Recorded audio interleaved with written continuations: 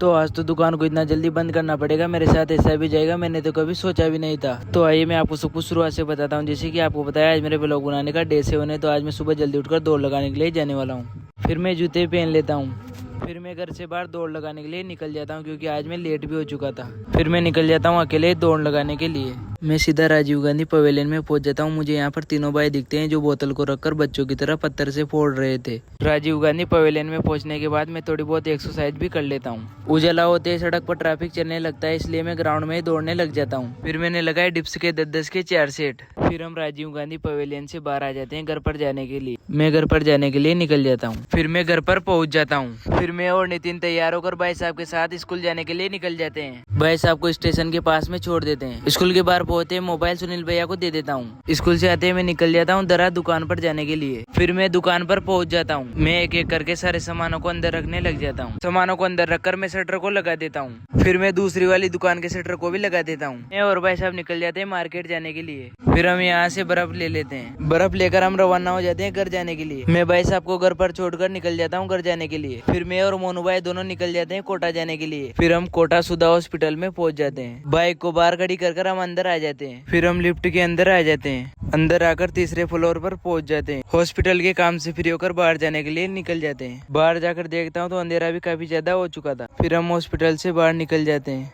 Hospital से free होकर हम राणपुर प्रोग्राम में जाने के लिए रवाना हो जाते हैं। प्रोग्राम में पहुंचकर देखते हैं तो भाई साहब और हमारे पहले ही आ चुके थे। हम सब खाना वाना खाकर फ्री भी हो चुके थे। तो भाई साहब तो निकल जाते हैं दरा जाने के लिए। हम सब बाहर खुली हवा में बैठे हुए थे।